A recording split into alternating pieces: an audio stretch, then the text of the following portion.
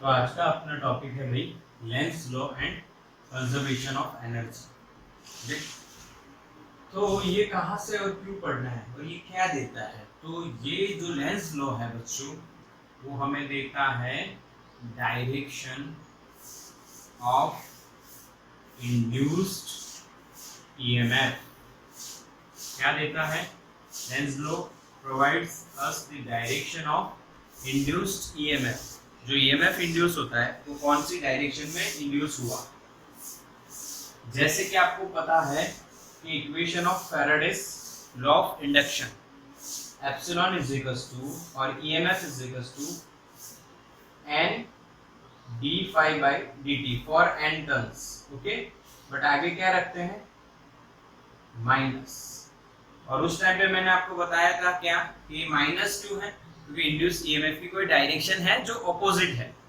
किसके ऑपोजिट है वो बात की बात है, परंतु एक ऑपोजिट लॉजिक तो आने वाला है। ठीक है, क्लियर दिख रहा है? ओके, चलो अब ये लॉजिक है क्या उसके बारे में थोड़ी सी चर्चा करते हैं, कैसे ये डायरेक्शन दी जाती है। तो सबसे पहले इसका अगर आप स्टेटमेंट पढ़ना चाहो तो वो स्टेटमेंट थोड़ा सा डिफिकल्ट और समझ में आना मुश्किल हो जाता है। तो स्टेटमेंट के बजाय पहले मैं आपको कंसेप्ट समझाता हूँ, फिर हम स्टेटमेंट देखेंगे। ओके, तो कंसेप्ट ये है कि भाई लेंस लो, कैसे लेंस को पता चला, कैसे उनके मन में एक आइडिया है। तो फैराडे के जो एक्सपेरिमेंट है उनमें से उन्होंने एक एक्सपेरिमेंट को हम बात करें तो उन्होंने क्या किया होगा ये बात। उन्होंने फैराडे का ये जो एक्सपेरिमेंट है मैग्नेट वाला N और S, इसके बाद अब देखो यहाँ पे मैग्नेटिक फील्ड लाइंस लिंक हो रही है सर्किट के साथ और कॉइल के साथ। आप कुछ भी बोल सकते हो इसको, सर्किट या कॉइल है। जब इसको आप टुवर्ड्स लाते हो तो अगर करंट क्लॉकवाइज जनरेट होता है, मान लीजिए इसमें करंट क्लॉकवाइज घूमता है, ओके, तो अगर आप दूर ले जा रहे हो तो करंट कौन सी डायरेक्शन में घूमता है, कौन सी डायरेक्शन में डिफ्लेक्शन देखने को मिलता है फैराडे को? एंटी। ऐसा हुआ, किसके साथ हुआ? फैराडे। उन्होंने इसका इंडिकेशन भी किया with negative sign in the equation of EMF. Okay, कि भाई हाँ ऑपोजिट साइन होती है, बट क्यों और कैसे होती है ये वो बता नहीं पाए, क्यों और कैसे होती है। तो ये किसने बताया भाई? लेंस ने, इसीलिए उनका लॉ हमें पढ़ना है। ओके, समझ में आया क्लियरली कि लेंस लॉ के हिसाब से ये हमें पढ़ना है। क्यों पढ़ना है? क्योंकि ऐसा हुआ, डिफ्लेक्शन अगर क्लॉकवाइज था तो जब दूर लेके गए टुवर्ड्स में, अगर क्लॉकवाइज है तो दूर अवे फ्रॉम द कॉइल ले जा रहे हो अगर मैग्नेट को तो एंटी क्लॉकवाइज है। तो बच्चों समझ में आया क्लियर? आके ना अब पढ़ते हैं हम लोग कि कैसे लेंस को पता चला होगा। आप इसका स्क्रीनशॉट ले सकते हो। ओके, चलो अब लेंस नाम के जो साइंटिस्ट है उन्होंने क्या किया देखिए।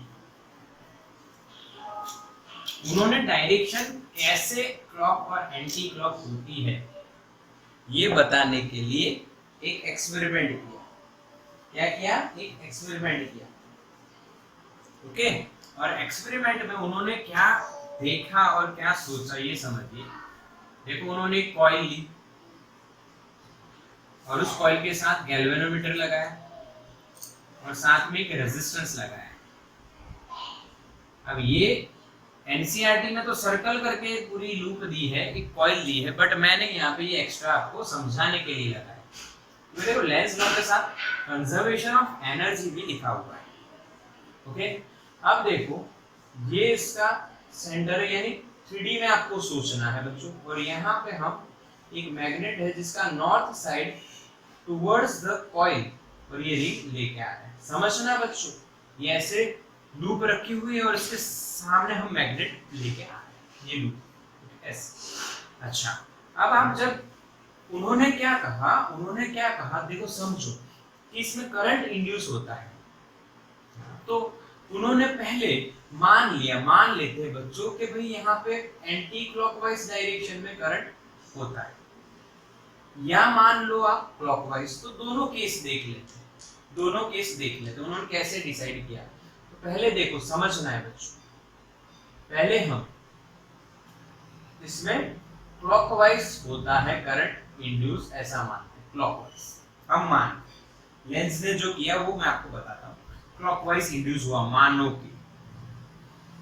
अब चैप्टर नंबर 4 में आप पढ़े हो कि करंट की डायरेक्शन में अगर आप फिंगर करते हो, राइट हैंड रूल है ये, फिंगर करते हो तो जो थंब है वो नॉर्थ बताता है।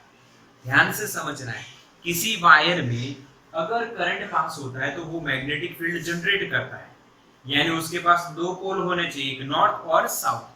तो नॉर्थ कौन सी डायरेक्शन में और साउथ कौन सी डायरेक्शन में, उसके लिए क्या करना है, आपको फिंगर्स कौन सी डायरेक्शन में रखनी है, करंट की डायरेक्शन में।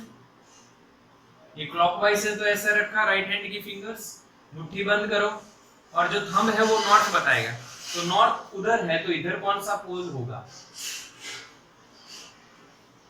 कौन सा पोल होगा, इधर साउथ। समझ में आया। और करंट इंड्यूस हुआ तो यहाँ पे कौन सी एनर्जी जनरेट होगी, हीट एनर्जी। समझना बच्चों, हीट एनर्जी का इक्वेशन क्या रहता है, I²RT, आपको पता है।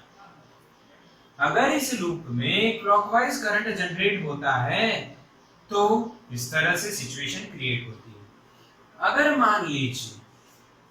मान लीजिए उन्होंने सोचा होता, ओके, टुवर्ड्स लाते हैं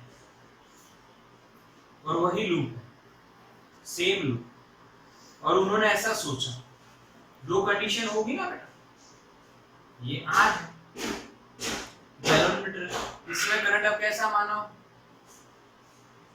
एंटी क्लॉकवाइज मानोगे तो बच्चों यहाँ क्या होगा, नॉर्थ होगा। और देखो ऐसे, नॉर्थ पीछे क्या है, साउथ। यहाँ पे कौन सी एनर्जी निकलेगी करंट के कारण, हीट एनर्जी। कितनी निकलेगी बच्चों, I²RT, ये आपको पता है। ओके, ये सिचुएशन हो सकती है टुवर्ड्स SLR। दोनों में से कौन सी सही, ये अब आपको बताना है। सोचो कौन सी सही या कौन सी गलत। तो बच्चों आपने सोचा है कौन सी सही कौन सी गलत। हाँ, इसी तरह लेंस ने भी सोचा होगा, यार इन दोनों में से कोई एक सही है और कोई एक गलत है। अब गलत और सही किससे पता चलेगा, लेंस लो तो पता है, बट किससे पता चला उनको, conservation of energy, law of conservation of energy से पता चला। देखो कैसे, यहाँ पे दोनों केस में हीट एनर्जी जनरेट हो रही है, तो इसका मतलब हमें यहाँ पे वर्क करना पड़ा होगा, और वही वर्क से करंट जनरेट हुआ होगा, और वही करंट के कारण ये हीट एनर्जी जनरेट हुई होगी। यानी यहाँ पे हमने वो एनर्जी लगाई, वर्क किया, तो ऐसा हुआ। तो law of conservation of energy सही है। और कौन से में सही, ये आपको सोचना है। अगर देखिए इसमें करंट क्लॉकवाइज है तो ये साउथ साइड जो होगी इस कॉइल की, इस रिंग की जो मैग्नेटिक फील्ड की साउथ साइड होगी, साउथ पोल होगा, वो इसके नॉर्थ के साइड है। तो यहाँ पे कौन सा फोर्स लगेगा नॉर्थ और साउथ के बीच में, अट्रैक्शन लगेगा, अट्रैक्शन फोर्स लगेगा। यानी क्या हमें वर्क करना पड़ेगा, कोई वर्क नहीं करना पड़ेगा। अब यहाँ पे देखिए, अगर एंटी क्लॉकवाइज करंट हम मानते हैं तो यहाँ पे नॉर्थ होगा, जो नॉर्थ के सामने होगा, यहाँ पे कौन सा फोर्स लगेगा, रिपल्सन। अच्छा, रिपल्सन फोर्स लगेगा तो हमें क्या करना पड़ेगा, work is not equals to C. समझ में आया बच्चों?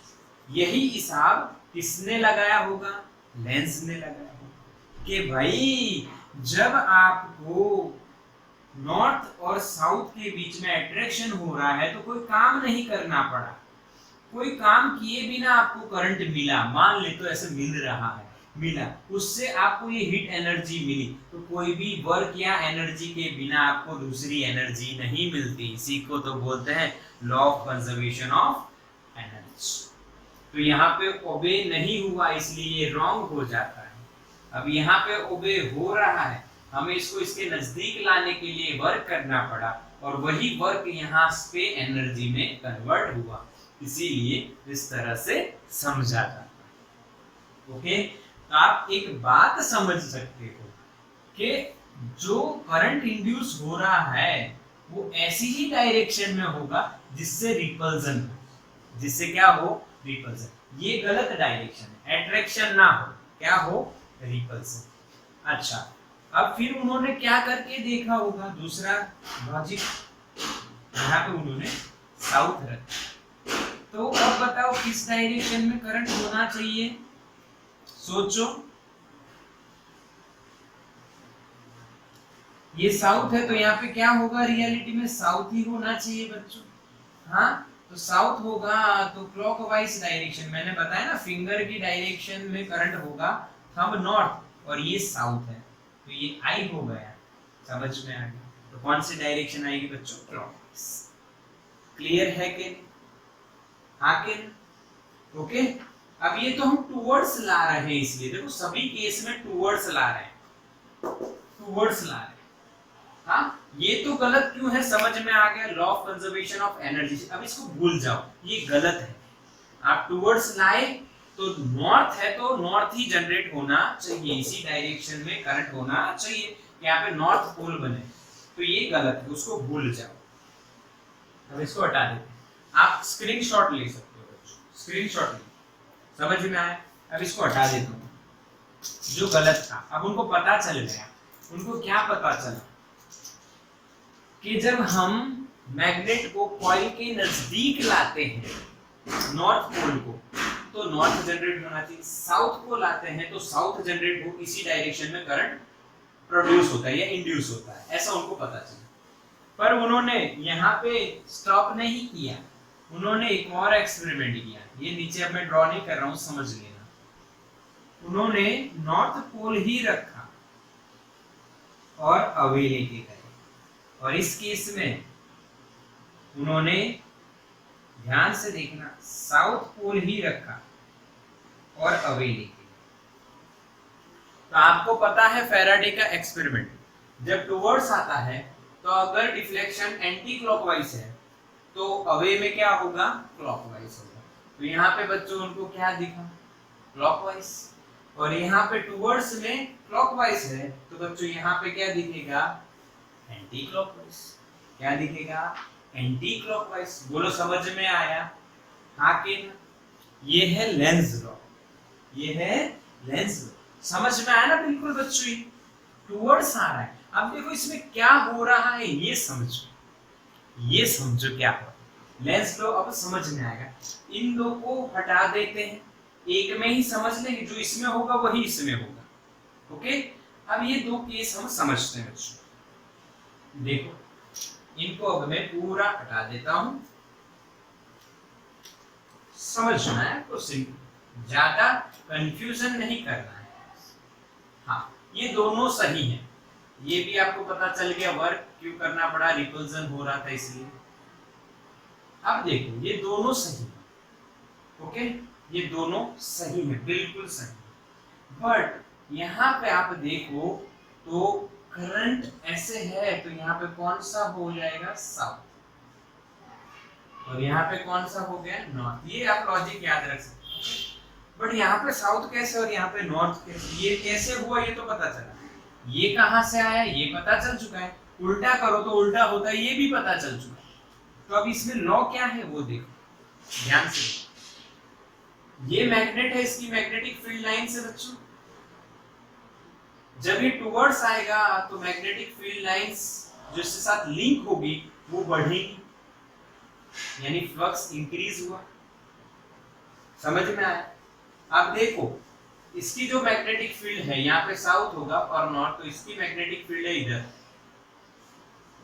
इस डायरेक्शन में, समझना, ये टुवर्ड्स इसको ले जा रहे हैं, मैग्नेट की मैग्नेटिक फील्ड है बाहर, मैग्नेट की मैग्नेटिक फील्ड है इस डायरेक्शन में, और इस रिंग की जो मैग्नेटिक फील्ड है वो किधर आ रही है, बाहर, यानी इस डायरेक्शन में, बी रिंग। ध्यान से देखना, ये 4th चैप्टर में पढ़े हो, नहीं पढ़ा है तो पढ़ लोगे कि रिंग में अगर करंट जिस डायरेक्शन में है तो उसमें आप मुट्ठी बंद करिए उस डायरेक्शन में उंगलियां करके, और थंब नॉर्थ बताएगा और उसके ऑपोजिट साउथ होगा, तो साउथ टू नॉर्थ यहाँ पे, तो दोनों सेम है या ऑपोजिट, दोनों की मैग्नेटिक फील्ड ऑपोजिट।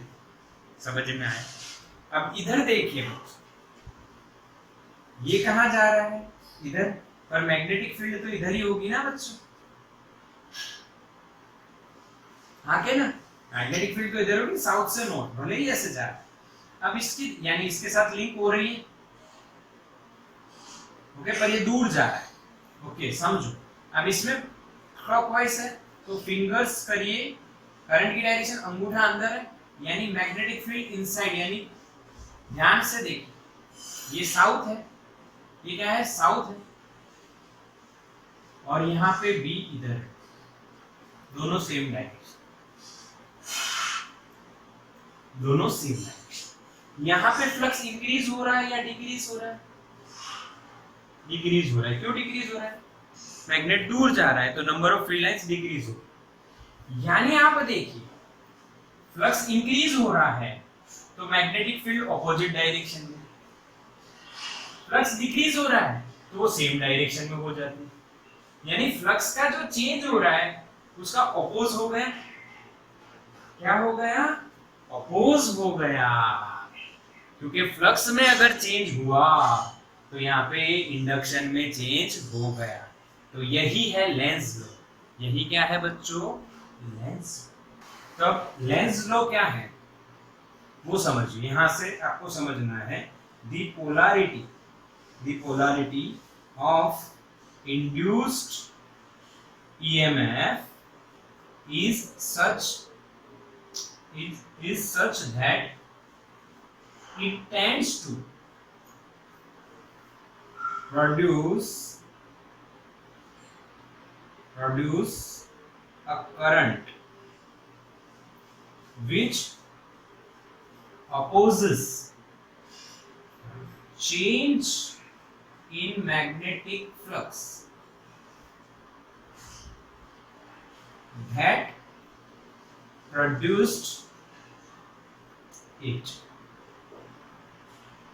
ये है बच्चों स्टेटमेंट ऑफ लेंज लॉ कि जो इंड्यूस EMF यहाँ पे कॉइल में जनरेट हुआ due to the change in flux, ये दूर जा रहा है तो फ्लक्स घट रहा है, ये नजदीक आ रहा है तो फ्लक्स बढ़ रहा है, तो जो EMF जनरेट हुआ वो ऐसा ही करंट जनरेट करेगा जो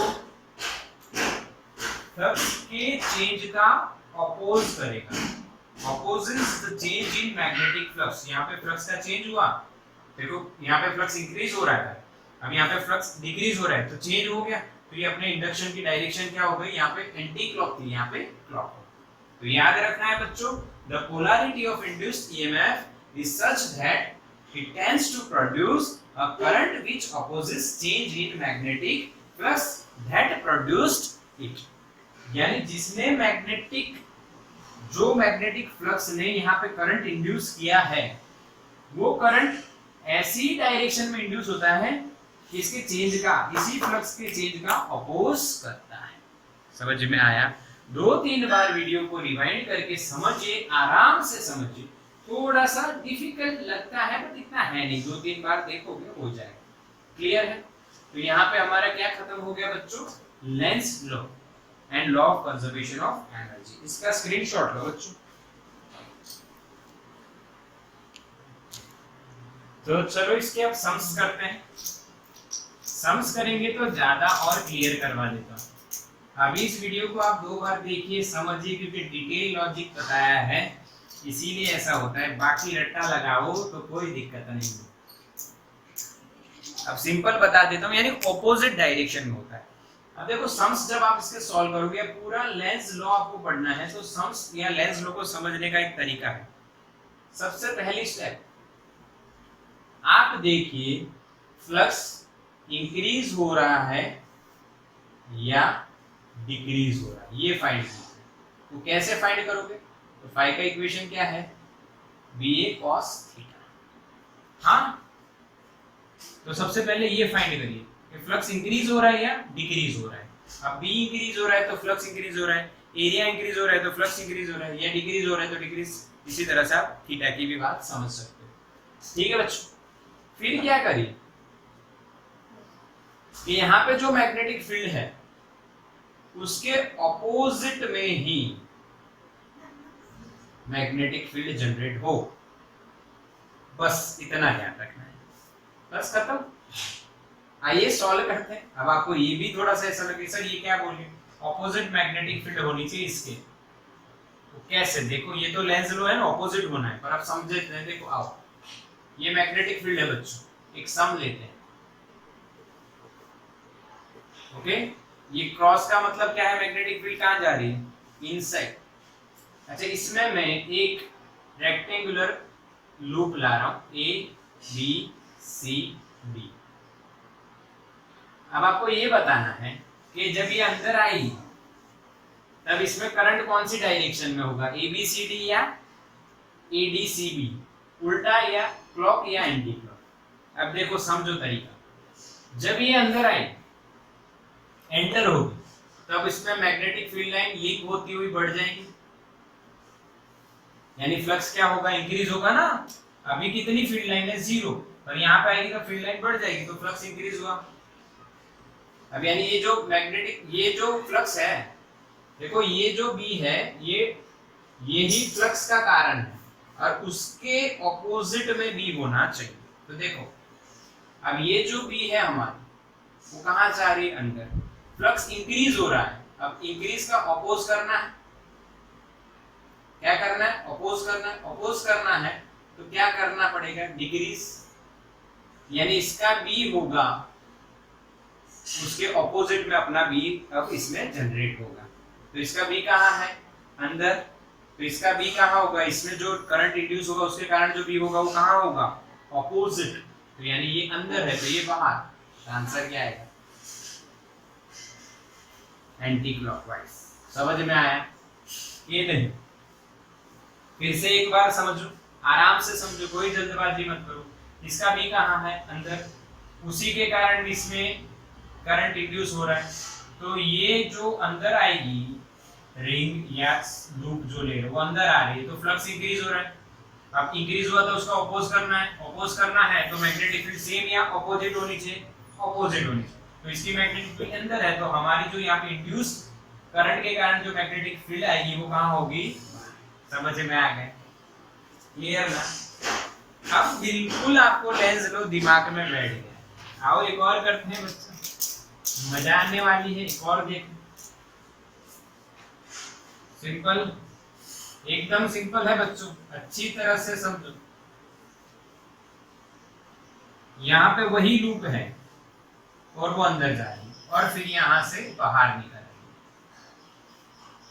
तो जब वो अंदर एंटर होती है और जब बाहर निकलेगी तो ये मैग्नेटिक फील्ड इधर है तो क्या होगा बताओ, तो यहाँ पे अंदर आएगी तो फ्लक्स बढ़ेगा, उसका ऑपोज यानी डिक्रीज। डिक्रीज कैसे होगा, सेम डायरेक्शन या ऑपोजिट डायरेक्शन, ऑपोजिट है तो ये अंदर है तो यहाँ पे बाहर होना चाहिए। तो आपको पता चल गया करंट एंटी क्लॉकवाइज में इंड्यूस होगा और इसकी मैग्नेटिक फील्ड बाहर आएगी। अच्छा यहाँ पे देखो, जब ये बाहर निकलेगा, ये लूप बाहर निकलेगा तो फ्लक्स क्या होगा, डिक्रीज, क्योंकि फील्ड लाइंस कम होती है, इतने में ही है मैग्नेटिक फील्ड तो फील्ड लाइंस कम होगी तो फ्लक्स डिक्रीज। डिक्रीज का ऑपोज क्या होगा, यहाँ पे इंक्रीज करना पड़ेगा। इंक्रीज तो बी कौन सी डायरेक्शन में होना चाहिए, सेम, यहाँ पे भी लिख देता हूँ। ऑपोज करना है बच्चों, ऑपोज करना है तो अगर फ्लक्स इंक्रीज हो रहा है तो बी ऑपोजिट डायरेक्शन में होनी चाहिए। अगर फ्लक्स डिक्रीज हो रहा है तो उसका ऑपोज क्या होगा, इंक्रीज, तो बी कैसी डायरेक्शन में होनी चाहिए, ऑपोजिट डायरेक्शन यहाँ पे, तो यहाँ पे कौन सी डायरेक्शन होगी, सेम डायरेक्शन। बस यही फॉलो करना है। देखो यहाँ पे क्या हो रहा है, देखो लूप बाहर निकल रही है तो फ्लक्स डिक्रीज हो रहा है, उसका ऑपोज क्या है, इंक्रीज। इंक्रीज करने के लिए बी कौन सी डायरेक्शन में होनी चाहिए, सेम, तो यहाँ पे बी अंदर है तो इसमें जो करंट इंड्यूस होगा उसकी बी कहाँ होनी चाहिए, अंदर, तो क्लॉकवाइज। आया बच्चों समझ में, हाँ के ना, बिल्कुल क्लियर। तो ये था लेंस लॉ। आ गया समझ में? अब हम देखते हैं, इसका स्क्रीनशॉट लो पहले, फिर एक एग्जांपल करते हैं, एक एग्जांपल करते हैं बच्चों। चलो बच्चों, अब एक सम देखते हैं। एनसीईआरटी में हमारे पास है 6.4, एग्जांपल नंबर 6.4। चलो इसको समझते हैं। हमारे पास मैग्नेटिक फील्ड दी गई है इनसाइड, अभी ही हमने देखा, वही काम करना है बस, और कुछ भी नहीं। अब हमें अलग अलग शेप्स दिए हैं। यहाँ पे एक रेक्टेंगल है, वैसे एंटर हुआ है। यहाँ पे एक ऐसा रैंडम शेप है, वो बाहर निकल रहा है। और यहाँ पे एक ट्राइंगल है, ट्राइंगल शेप है, वो भी बाहर निकल रहा है।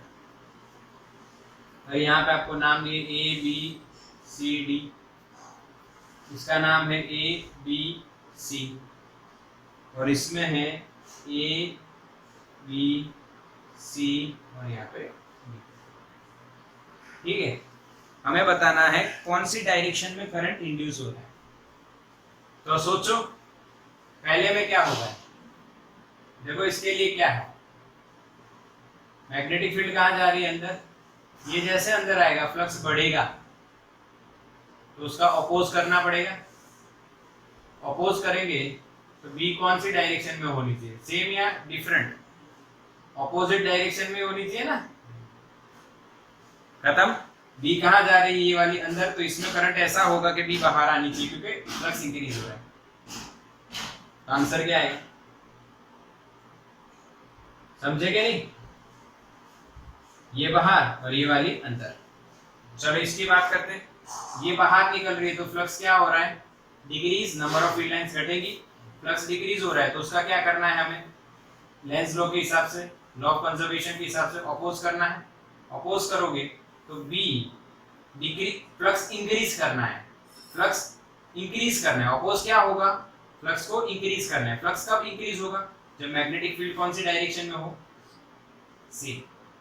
तो बी सेम होनी चाहिए। तो इसकी भी अंदर है, तो इसके कारण भी बी कहां जानी चाहिए? अंदर। तो डायरेक्शन आएगी क्लॉकवाइज। ओके, ए सी बी ए। सेम इसमें वही होगा, इसमें भी बाहर निकल रही है तो फ्लक्स डिक्रीज, तो इसका अपोज करेंगे। अपोज करेंगे तो फ्लक्स को क्या करना पड़ेगा? इंक्रीज। फ्लक्स इंक्रीज करने के लिए बी कैसी डायरेक्शन में होनी चाहिए? Same direction. क्योंकि देखो ये मैं बोल रहा हूँ, तो फ्लक्स का इक्वेशन क्या है बच्चों? बी ए cos थीटा। अगर बी सेम डायरेक्शन में होगा, दो बी होंगे, दोनों सेम डायरेक्शन में, तो एडिशन होगा। दोनों ऑपोजिट में होगा तो सबट्रैक्शन होगा। एडिशन होगा तो ये इंक्रीज हो जाएगा, सबट्रैक्शन होगा तो डिक्रीज। यानी इंक्रीज करने के लिए, फ्लक्स को इंक्रीज करने के लिए बी सेम डायरेक्शन। तो यहाँ पे बी अंदर है, तो यहाँ पे इसका भी क्लॉकवाइज ही होना चाहिए। ए बी सी डी अंदर। समझ में आया? हाँ कि ना? तो ये हो गया हमारा एग्जाम्पल नंबर 6.4। स्क्रीनशॉट लो बच्चों इसका। समझ पड़ी भाई? चलो तो बच्चों अब देखते हैं 6.5। 6.4 हमारा कंप्लीट हो गया। अब हम देखेंगे 6.5। तो 6.5 में टोटल 4 पार्ट। पहले की बात करते हैं ए वाले की। A closed loop is held stationary in the magnetic field between the north and south poles of two permanent magnets held fixed. Can we hope to generate current in the loop by using very strong magnets? यानी दो magnet है बच्चों, यहाँ पे इसका north रखिए, ये south है। दूसरा मैग्नेट है, यहाँ पे साउथ है और यहाँ पे नॉर्थ, और यहाँ पे लूप हमने हेल्ड किया है। अब इसमें आपको एक बात याद रखनी है, अगर ऐसे लूप है, अब ये लूप रियलिटी में कैसे है वो बता देता हूँ। रियलिटी में कैसे, देखो रियलिटी में ये लूप ऐसे है, ऐसे है, और इधर एक मैग्नेट रखा है और इधर एक मैग्नेट, तो लूप ऐसे सर्कुलर ऐसे। अब आप जब ऐसे देखोगे तो हमारी राइट को आप राइट साइड मानिए यानी अंदर, और ये लेफ्ट साइड यानी बाहर, ऐसे मानना है, ये ध्यान रखना है। ओके, अब ये स्टेशनरी है पूरी सिस्टम, तो इसमें से नॉर्थ में से मैग्नेटिक फील्ड निकल के इधर साइड,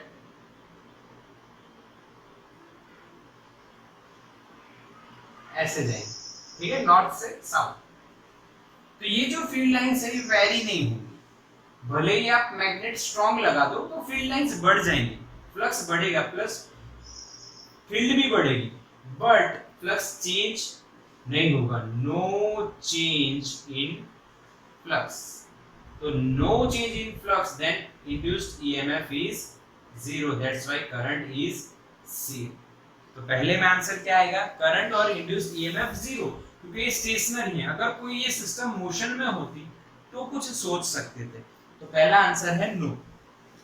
ओके, भले ही आप स्ट्रॉन्ग लगाओ कितने भी, कुछ भी नहीं होगा, वेरिएबल होने चाहिए, वेरी होना चाहिए, फ्लक्स चेंज होना चाहिए। बी देखिए, a close loop moves normal to the constant electric field between the plates of a large capacitor is a current induced in the loop। तो एक लार्ज कैपेसिटर है बच्चों, यहाँ पे प्लस मान लीजिए और यहाँ पे माइनस मान लीजिए बच्चों। तो ये कैपेसिटर जो है इसकी फील्ड होगी इधर यूनिफॉर्म है और कांस्टेंट है। कौन सी फील्ड होगी, इलेक्ट्रिक फील्ड। अब इसमें भी आप एक लूप है उसको मूव करवा रहे हो इधर से इधर या कुछ, तो क्या इसमें इंड्यूस करंट आएगा, नहीं आएगा। क्यों नहीं आएगा, क्योंकि यहाँ पे कौन सी फील्ड है, इलेक्ट्रिक फील्ड है। फील्ड तो चाहिए पर कौन सी चाहिए, मैग्नेटिक। तो इसमें आपको करंट इंड्यूस नहीं मिलेगा भाई, नहीं होगा, क्योंकि यहाँ पे कौन सी फील्ड है, इलेक्ट्रिक फील्ड। और हमें पता है करंट इंड्यूस होने के लिए कौन सी फील्ड चाहिए, मैग्नेटिक फील्ड। तो ये ए और बी कंप्लीट, इनका स्क्रीनशॉट ले लो। ओके, अब हम सी और डी की बात करेंगे। सी और डी की बात करेंगे। आओ, 4 है टोटल, तो सी और डी की भी हम बात कर ही लेते हैं। सी में क्या दिया है देखो, पढ़ो समझो। अच्छा, बी में हमें पास 2 पार्ट है ना। बी में देखो, when it is wholly inside the region of the capacitor plates, when it is partially outside the plates of the capacitor। भाई 1 और 2 दोनों में आंसर जी नहीं आएगा, बिकॉज कैपेसिटर में हमने क्या देखा भाई, इलेक्ट्रिक फील्ड है। करंट इंड्यूस होने के लिए कौन सी फील्ड चाहिए, मैग्नेटिक फील्ड। तो बी में दोनों में आंसर नो ही आएगा। चलो सी देखते हैं। a rectangular loop and a circular loop are moving out of a uniform magnetic field region to a field free region with a constant velocity। In which loop do you expect the induced EMF to be constant during the passage out of the field region? The field is normal to the loops। ये भी बहुत बढ़िया question है बच्चों। यानी हमें क्या दिया है, तो एक मैग्नेटिक फील्ड लाइंस अंदर की ओर जा रहे हैं, यानी यूनिफॉर्म मैग्नेटिक फील्ड दी है। 2 केस दिए हैं, समझना है बच्चों। यहाँ पे जो लूप बाहर निकल रही है वो रेक्टेंगुलर है, और यहाँ पे जो लूप बाहर निकल रही है वो सर्कुलर। अब किस डायरेक्शन में होगा ईएमएफ इंड्यूस या करंट, किसका रेट पूछा है देखो। हाँ, induce EMF to be constant during the passage out. भाई इंड्यूस ईएमएफ कांस्टेंट किस में रहेगा, तो आंसर आप चेक करोगे तो ये दिया होगा, ये नहीं। क्यों नहीं है, तो देखो जब ये बाहर निकलेंगे तो कौन सी डायरेक्शन में इंड्यूस होगा वो भी देख लेते हैं पहले। ऐसे पूछा नहीं है कौन सी डायरेक्शन पर, आप देखो तो पक्का हो जाए। तो देखो बाहर निकलेगा, फ्लक्स डिक्रीजेस, अपोज क्या होगा, इंक्रीज। तो मैग्नेटिक फील्ड सेम डायरेक्शन में, तो इसमें आएगा क्लॉकवाइज, इसमें भी सेम आएगा क्लॉकवाइज, सेम लॉजिक। इसकी भी मैग्नेटिक फील्ड अंदर है और बाहर निकलेंगे, फ्लक्स डिक्रीज होगा। फ्लक्स डिक्रीज होगा तो उसका अपोज करना है, तो इंक्रीज। फ्लक्स को इंक्रीज करने के लिए मैग्नेटिक फील्ड कौन से डायरेक्शन में, सेम डायरेक्शन। इसकी अंदर तो इसकी भी अंदर और इसकी भी अंदर होनी चाहिए। याद, पर क्वेश्चन ये नहीं, क्वेश्चन ये है कि जब ये बाहर निकलेगी लूप तो किसमें ईएमएफ इंड्यूस जो है वो कांस्टेंट रहेगा। तो इसकी बात आपको मैं किस तरह से समझाता हूं, ध्यान से देखिए। हम लोग इस तरह से समझते हैं। 2 नोटबुक लेते हैं, 2 नोटबुक। देखो ये मैग्नेटिक फील्ड है, पहला केस बता, और ये लूप बाहर आ रही है धीरे धीरे, कांस्टेंट वेलोसिटी। तो देखो यानी आपको इतना एरिया बाहर आया ऐसा, तो जब 1 सेकंड के बाद सेम एरिया बाहर आएगा, यानी जो एरिया बाहर आ रहा है रेक्टेंगल में वो सेम आएगा। समझ में आया? देखो फिर से, सपोज करो बढ़िया सा इमेजिनेशन है, देखो अभी कुछ भी बाहर नहीं आया, ये मैग्नेटिक फील्ड है और ये लूप है। अब देखो ये इतना बाहर आया, तो उसके 1 सेकंड के बाद उतना ही बाहर आएगा, उतना ही बाहर, यानी सेम एरिया बाहर निकलेगा। क्या निकलेगा? Same area. इसीलिए यहाँ पे ईएमएफ क्या रहेगा बच्चों? कांस्टेंट रहेगा। ईएमएफ यहाँ पे इंड्यूस क्या रहेगा? कांस्टेंट। इंड्यूस्ड ईएमएफ जो है वो यहाँ पे कांस्टेंट होगा, क्योंकि कांस्टेंट एरिया बाहर निकलेगा, क्योंकि वेलोसिटी कांस्टेंट है। यहाँ पे भी वेलोसिटी कांस्टेंट है, बट यहाँ पे कांस्टेंट एरिया नहीं आएगा। कैसे नहीं आएगा? तो देखो पहले इतना निकलेगा, फिर इतना निकलेगा, धीरे धीरे निकल जाए, तो ये एरिया वेरी होता जाएगा। तो ये कौन सा शेप है? सर्कुलर। तो जैसे आप कोई अभी जो मैंने करवाया वैसा ही आप कर सकते हो। देखो ये है और हमारे पास यहाँ पे एक सर्कुलर माइक है मेरे पास, तो मैं थोड़ा सा बता देता हूँ। देखो तो इसमें आप देखोगे यहाँ पे आपको क्लियर दिखेगा। अभी ये बाहर आया, देखो कितना एरिया है, थोड़ा सा एरिया है, दिख रहा है क्लियर बच्चों? ध्यान से, थोड़ा एरिया है। क्या अब ये जो एरिया निकला दोबारा वो सेम है? तो कि नहीं, क्योंकि ये आर्क यानी सर्कुलर शेप बनता है। देखो हाँ, तो वेरी होता है, इसीलिए यहाँ पे जो बाहर निकल रहा है वो एरिया अलग है। तो यहाँ पे induced EMF is not constant. समझ में आया बच्चों? यहाँ पे जो निकलेगा वो पर सेकंड एरिया सेम बाहर निकलेगा, यहाँ पे वेरी हो जाएगी क्योंकि सर्कुलर से। लास्ट जो है वो बच्चों डी है। डी में हमें क्या दिया है वो देखो, हमें एक लूप दी है और यहाँ कैपेसिटर लगा दिया। ये ए है और ये बी, कैपेसिटर लगा, और यहाँ पे एक मैग्नेट ले जा रहे हैं इसकी तरफ, नॉर्थ एंड साउथ रख के, और दूसरा ऐसा ही है ना, देख लेना बच्चों, दूसरा इधर साउथ नॉर्थ से लेके, ऐसा ही है सेम। ओके, समझ में आया? अच्छा ये कौन सी साइड है बच्चों? इन साइड, और we can say right side, और ये आउटसाइड है यानी लेफ्ट साइड, आपकी लेफ्ट साइड। यानी रिंग ऐसे रखिए बच्चों, तो ये राइट में जो होगा वो अंदर है, लेफ्ट में जो है बाहर, और मैग्नेट इधर आ रहे हैं और इधर आ रहे हैं, ऐसे इमेजिनेशन। अब देखो आपको क्या करना है, तो आपको पहले ढूंढना है। अच्छा क्वेश्चन क्या है ये तो समझो, ये दोनों मैग्नेट अगर इसकी तरफ आ रहे हैं तो इसका जो ए और बी का पोलैरिटी होगा, यानी ये प्लस है या माइनस है, ये माइनस प्लस क्या है ऐसा पूछा है। इंड्यूस करंट के कारण ये कौन सा प्लस और माइनस होगा। चलो तो देखते हैं आप।